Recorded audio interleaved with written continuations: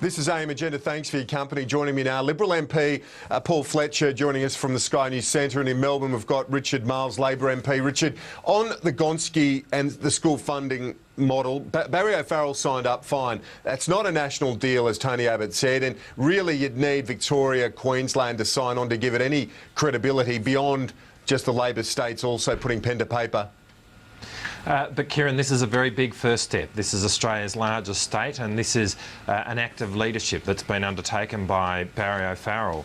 And it's in such an important area, because the fact of the matter is, Kieran, we have a system of education with a broken funding model, which is in effect seeing our education standards slipping compared to the rest of the world.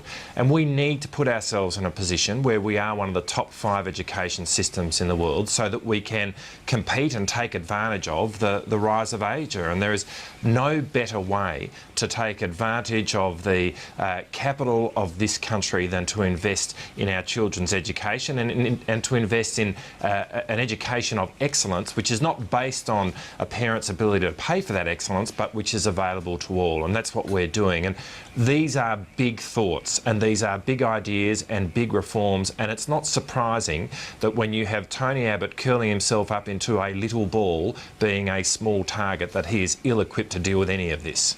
Paul Fletcher, the coalition might be critical of saying the money's not there. As Joe Hockey said, the bucket of money's not there. But if you get the endorsement of coalition premiers, Conservative premiers like Barry O'Farrell, potentially Dennis Napthine, Campbell Newman, that would diminish your case. Well, let's start with the fact that so far one state has joined up, New South Wales, and Barry O'Farrell's taken a decision based upon what he sees as the interests of his state. But obviously the federal coalition is concerned about the interests of Australia, including the capacity to pay. It's all very well to make bold promises, but if the money isn't really there, then that's a serious problem. And what we do know is that the money which Ms Gillard has said is going into the education system is actually outweighed by the $11 billion of cuts, of terminated programs and reduced funding in education, including more than $2 billion being taken out of university education, as well as other areas like apprentices and so on. So what we have is an announcement that's targeted for the next election, so that the Prime Minister can look like she's doing something for school education, but money's being taken out of other areas of education. So this is about politics much more than about policy. And Kieran, Richard Marles, that criticism needs to be seen as well in the context of the Standard & Poor's warning to government that they need to keep an eye on that deficit. Well, sure, but you can't have it both ways, Kieran. I mean, we've heard Joe Hockey this morning talking about Labor not having the money. Where are we going to find the money to pay for this? And we've now had Paul Fletcher criticising us for the saves that we are putting in place to pay for this. I mean, if you're going to criticise us for budget cuts which pay for the education reforms, you can't, on the other hand, say, where's the money? Because the money, we are demonstrating where the money is coming from. And the fact of the matter is, the way in which we have managed this budget since we came to office has seen more budget saves over the last 5 years than we ever saw under the Howard government. I want to get Paul's response to that. And the sad reality is that when this government claims it's going to save money or achieve budgetary outcomes, its track record is that it doesn't. It was promising a $1.5 billion surplus in 2012-13. In fact, Wayne Swan had to stand up in December last year and admit he couldn't deliver a surplus. He's going to deliver the 5th deficit this year in a row.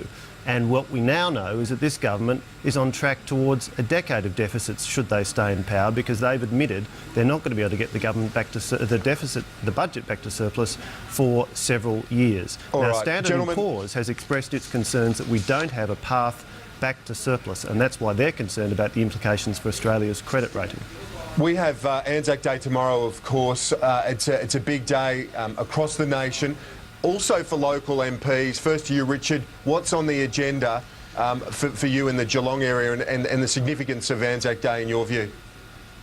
Well, I start my day at 4:15 with the pre-dawn service in the centre of Geelong. I've got a dawn service following that at Port Arlington, a sort of mid-morning service at the Geelong RSL, where you had the People's Forum last week, and then the major parade in the late morning back in the centre of Geelong. And it is a big day for local MPs, and I think what that signifies is that our national spirit, I think, is more on display on ANZAC Day than any other day in the year. It really is, in my view, as important as Australia Day is, it is, in my view, the day which absolutely captures Australia's national spirit, and it's a very profound and significant day for all of us. Paul Fletcher, far from dissipating, that mood that Richard refers to seems to be building, particularly in the lead up to the 100th anniversary of ANZAC. That's absolutely right. With the centenary of ANZAC coming up in 2015, there is growing community interest and support. It's at very strong levels, and it seems to be getting stronger.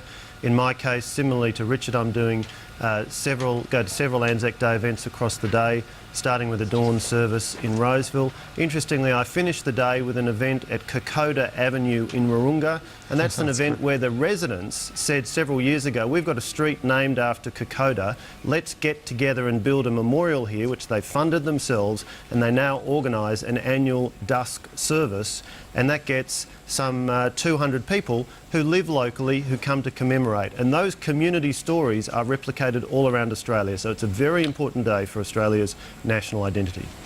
It certainly is. Paul Fletcher and Richard Marles, have a good ANZAC Day tomorrow. Appreciate your time this morning. Thanks very much. Thanks, Kieran. Thanks, Paul. And we'll have full coverage of ANZAC Day ceremonies right around the nation, from the dawn service here at the National War Memorial in Canberra to the national marches in all the capital cities right around the nation. And then tomorrow night, a special ANZAC Day edition of The Nation from the Australian War Memorial with the director of the memorial, Brendan Nelson, also historian and author Peter Fitzsimons, Jim Molan, as well as David Spears hosting tomorrow night. So make sure you join us for that, a full day of coverage of ANZAC Day here on Sky News. Thank you for your company this morning on AM Agenda. The latest Sky News is next.